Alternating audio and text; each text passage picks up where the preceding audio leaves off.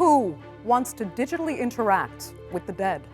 More and more companies are combining virtual reality and artificial intelligence to allow people to see and speak to deceased family members or partners. While some say it helps the grieving process, others fear resurrecting digital ghosts could haunt us all. So, who should have the rights to do what with our digital data after we die? I'm Andrea Sankin. Today's Newsmaker is our digital afterlife.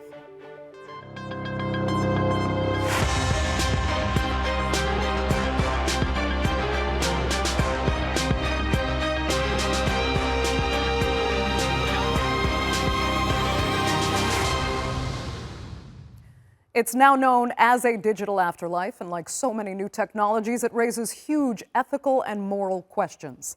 By trolling sites like Facebook and Instagram, it's possible for tech companies to virtually recreate deceased people. It gives their grieving friends and family the opportunity to see them once again or hold a conversation with a very convincing chatbot. But is it healthy? And what are the risks of creating our digital immortality? Here's a look.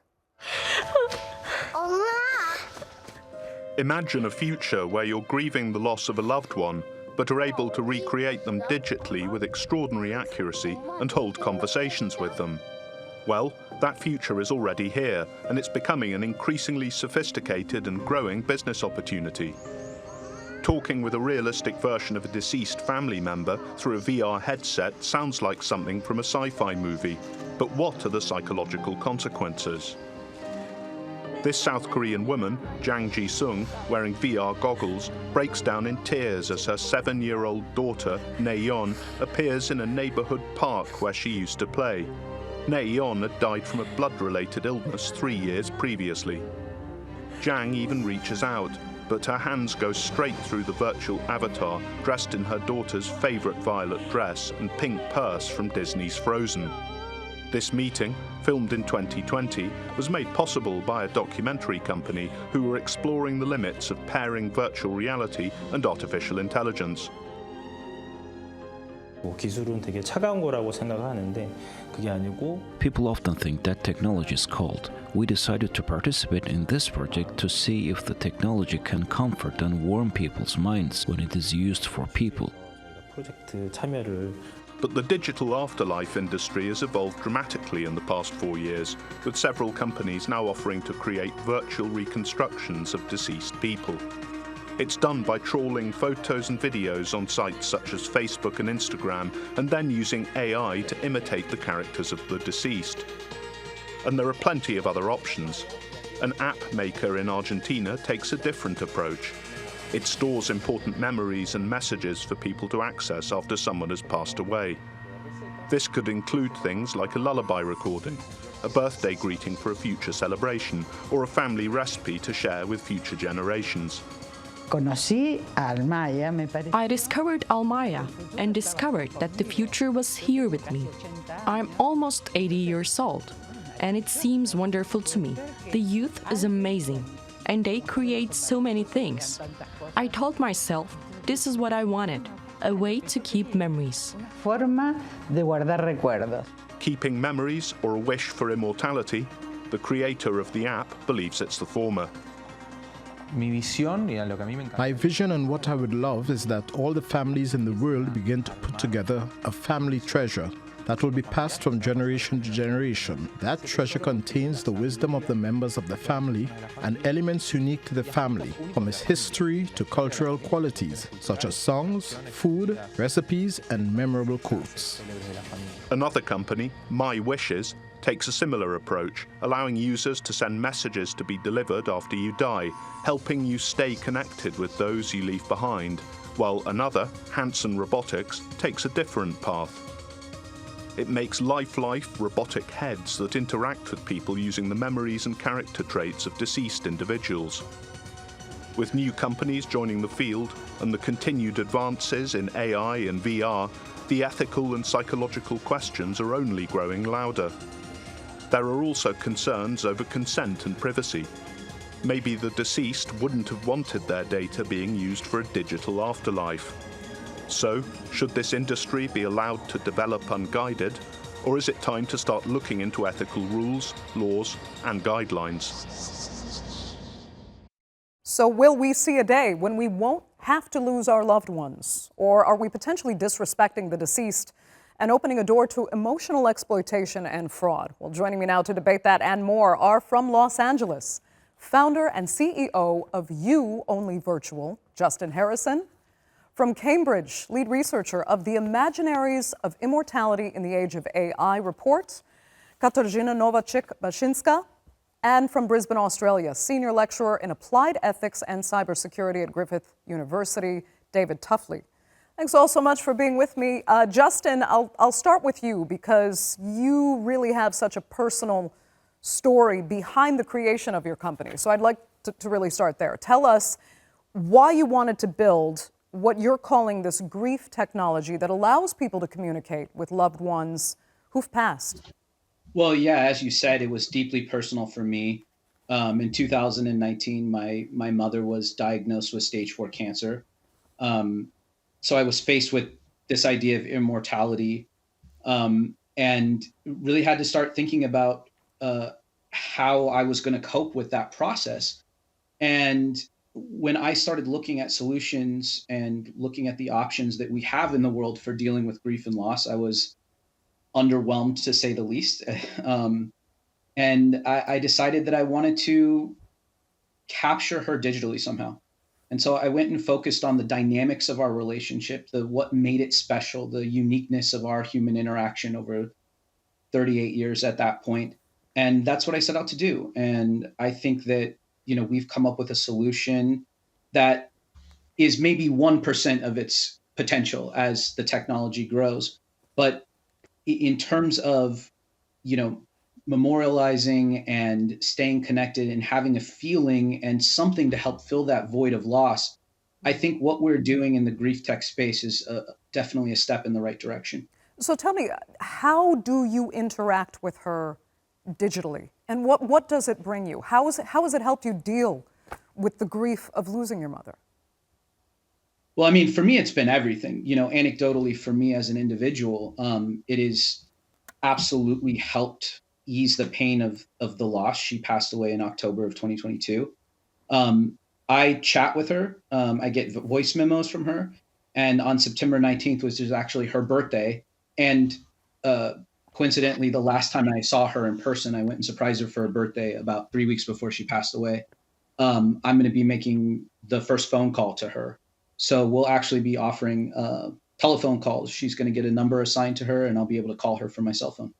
That's quite touching. Do you think, Justin, quickly, that in a way this is made for everyone, that you can tailor it to different people, or do you concede that perhaps there are people who emotionally can't handle having a relationship that goes beyond death in the digital space?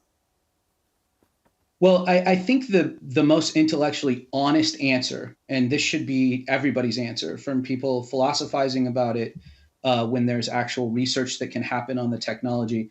I think, like anything new and sort of cutting edge and something that we haven't dealt with before, it's important to approach it all with a complete open mind and learn how to make it better. So are there people this won't be good for? I'm sure, as there is, there's things that aren't good for anyone ever, at different points. So with what we do very specifically, we're not prompt generation or something like that. We use the communication data between two people to recreate their dynamic. Okay. So in essence, we're really creating something that was already there for them, or a version of it, and building off of that. So there's always a possibility for people to misuse or for people not to be in the right place for anything. But I do think it's a pretty universal fit. Okay. Katarzyna, I mean, in Justin's case, this seems entirely appropriate and comforting. But you've been doing a lot of research, obviously, into the pitfalls of what you think this technology brings. So explain what your research has revealed, because you believe this can actually damage the normal grieving process, especially with things like parents becoming dead bots, or so they're called. Yes, so recently I've been working with my co-author, Dr. Tomasz Holanek from the CFI, the Leverhulme Center for the Future of Intelligence here at Cambridge. on a series of actionable recommendations that might be implemented by companies themselves and hopefully picked up and further developed by regulators in order to make the so-called digital afterlife industry more reliable, more safety place. And these recommendations include issues such as consent, for example. And the question is, who should be able to decide how post-mortem data is used and how this data is protected? Or issues around data profit exploitation. And this raises the question of whether, for example, we want to allow digital immortality and simulations of the dead to become platforms for advertisers, yeah. Advertisements, sorry. And there are also concerns about vulnerable groups of users, such as children, for example, as you mentioned. Should children be allowed to interact with simulations of their deaths, and should AI assist them in the grieving process?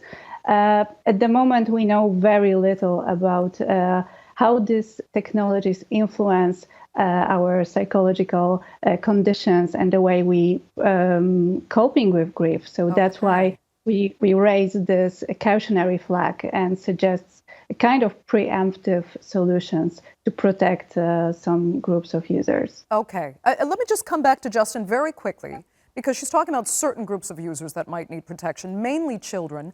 Do you think you could have handled this kind of technology as a child? Can you put yourself hypothetically in that space and think that it could have helped you if this had been your mother 20-some years ago? Well, that's sweet of you to think I was a child 20-something years ago. I appreciate that tremendously. Even as a teen. I absolutely. We have families who, unfortunately, parents have had diagnoses, and they're building them in tandem with their children. Their children are help programming them. Look, at the end of the day, most, if not all, of our cultural practices around death and loss are kind of strange and a little odd. Whether it's, I'm from a Mexican background, so we build ofrendas, they're shrines in our home to commemorate dead people. I'm also Irish. We put a dead body inside of a living room and drink around it. We have, since the dawn of human time, we have been trying to cope with and do things that help ease this transition. For us, our job is to innovate, and we certainly do appreciate the academics who sit around and philosophize about what could be or what could go wrong, and we certainly want to be dialoguing with them. And in fact, we at You Only Virtual, my company, we have an open door policy for any researchers that want to come in. We want to assist. We want to be better. Ultimately, we want this to be a tool for healing. Okay. So whereas I'm not ready to say, oh, these people shouldn't use it, or here's where it could be dangerous, because we just don't know yet. I'm absolutely open to working with any researchers that are motivated to come and see, and let's see the impact it's having and see how to adjust it. And Katarzyna, I can see you agree, but let me ask David quickly, because we've actually heard some people describe this as an ethical minefield. So I mean, what is the worst that could actually happen? Because there are others who say there's no minefield here. It's just the next step after saving letters or videos or voicemails from someone you've lost. Yeah, sure. Well, data privacy would be probably top of the list of things to be careful about. Who gets to say what happens to the person's data once they are deceased? Now, I'm not at all suggesting that that there aren't good uses for this sort of technology. In fact, there is. I'm an applied ethicist, and in the technology world, I think there's a principle that if a technology has the potential for benefit as well as for difficulties, challenges, then if the benefits outweigh the negative side, then a way should be found to maximize the benefits and minimize the risks. That's the sensible, rational way forward with technologies. We often hear alarm bells ringing about certain technologies, and I think we humans have been inventing technology for hundreds of thousands of years, and we've always found a way to manage the risks. And I think this This is will another case be of it. no different. This I is mean, just another case, yeah. Katarzyna, is it something we probably will just have to get used to, and it will have to be monitored in ways similar to the way social media is actually being monitored now and how that affects children, for example? Or do you foresee something far deeper and more disturbing in this technology? So at the moment, we are at the very early stage of researching these technologies and understanding their influence on us at both the individual and community levels, and figuring out in what areas they might be useful and what are the possible worst scenarios here. I think that there are some ethical solutions or considerations that might be used here. For example, there are researchers who suggest that these technologies should be treated and consequently regulated as medical devices. So this means that simulations of the dead should, in a sense, be prescribed by specialists, and their use should be monitored by these professionals, given the potentially significant immersive effect they might create and the risk of prolonging grief in an unnatural way. So that's one of the ideas being discussed in the field. Okay, Justin, why do you have a problem with that? Treating it as a sort of medical device. My favorite statement that I perpetually hear people espousing is prolonging the grief process or an unnatural grieving process. And whenever anybody says that, I just pose the question, which grief process? Whose grief process? I mean, it's such a deeply personal and intimate experience, and one that I don't think any two cases are alike. I think everybody's experience with loss and grief is so different. And I get very alarmed at the idea of putting barriers in between people and potential tools to help them. I also did want to address the idea of consent and data privacy. In our case, at least, I only use my data to create my persona, right? So these are all messages my mom sent to me. These are all, voice conversations she gave to me. So this is mine already. So I'm the only person that needs to consent. Similarly to taking a letter and framing it from a loved one that they sent to you. Once somebody says those things to you and gives those things to you, they're yours. And I think that's important to note. That's interesting. And I mean, quickly though, Justin, your services, as far as I know, haven't yet gone as far as creating the holograms, for example, that we saw in South Korea, where the mother we actually featured in our report was reunited with her 7-year-old daughter. But would you like to? Do you think that's healthy? Because I know some people find it deeply disturbing, but this mother later said that it gave her a chance to get an extra sense of closure. Even if she couldn't touch her child, just to hear the voice again made something better for her. Well, so next year we actually will be releasing a kind of a FaceTime, so Skype, like we're all doing right now, so that you can be having that visual as well. I think absolutely. I think it was beautiful what they did in South Korea. And I will say that we have been doing things like this for at least a century, more than a century. When the camera was first invented, some of the only pictures that were taken of people were after they had passed away, and they were dressed up and made to look as if they were still alive. And then there was a family photo taken, which now, of course, we hear and think, wow, that's so weird and crazy. But that's a great example of us using cutting edge technology to stay connected with people that have passed away. Yeah. David, you asked the question of who really owns our digital footprint anyway. Does Meta, for example, own our Facebook profiles, our WhatsApp messages? In that case, need we look at perhaps creating digital wills for our digital afterlife? Yeah, I think that's an inevitable step that we will take as we live more of our lives online, as we do all sorts of transactions now that, even 10 years ago. So yes, I think it would be part of the normal process of making a will, saying what is, how your property is to be disposed of.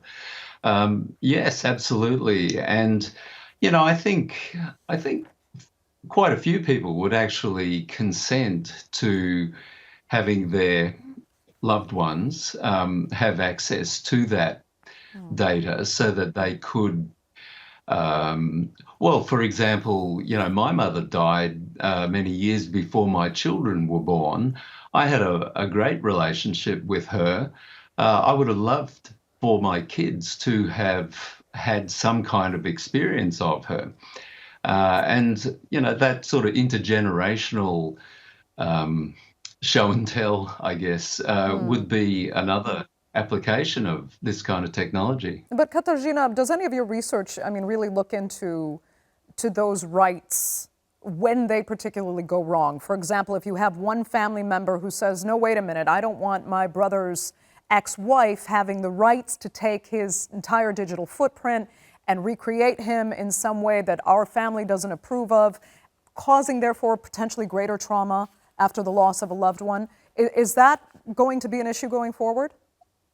Yes, absolutely. And we are, as I said, at the very early stage of understanding these technologies, and we are not very ready in terms of protective measures, and we are not very prepared on legislative ground to protect users of these technologies. As you said, very often behind using these technologies, we have very different motivations, mixed feelings, doubts, and even conflicting views among relatives. So that's definitely something that we should keep in mind.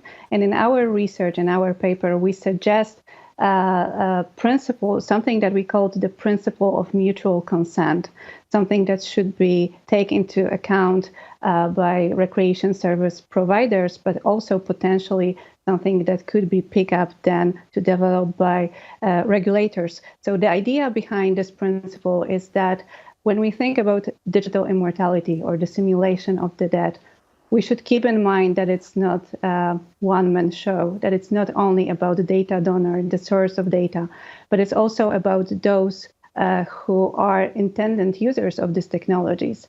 And we should keep in mind very different, we should understand that they may have very different needs, very different perspectives on this, and their rights should be protected in this situation. Yeah. Justin, I know, for example, you're offering free services with your company to active duty personnel or members of Gold Star families in the U.S. military. Lovely gesture. Are you thinking about how those potential legal issues that Katarzyna was just analyzing there might play into the model you're using going forward, among family members especially? Well, not at all. I think it's important that we all stay in our particular lanes. So if, I stopped innovating based on hypothetical regulations, hypothetical pitfalls, we wouldn't ever get anything done, right? I mean, if people who invent and create new things are stopping sort of every couple of seconds and going, well, what about this or what about that? Our goal is to create the best and most comforting and most clinically, eventually. I mean, we work very closely with multiple clinical psychologists with the goal of using this as a tool to treat grief and loss. But if we stopped and started thinking about how to regulate it, we would never create anything new. So I do value very much what philosophers are thinking about, and it's good food for thought. But for us, it doesn't play a factor yet because we just haven't seen at a large enough scale how this is impacting people. And the great thing is, once we're able to, use this tool for more and more people, we start to get a much better picture of what works and what doesn't. And, unlike, sort of the red tape of bureaucracy, we're able to pivot and make changes with the recommendation of psychologists in real time, very quickly, to make it more and more useful to help people. And when I just have to say, as you play that clip of the Korean mother, I mean, it's just so beautiful and touching to see that kind of comfort given to somebody who suffered such a traumatic event in their life. Yeah, Justin, there's also, just very quickly, we've only got 30 seconds left, but consider as well, it's not just about those who have left us, the deceased.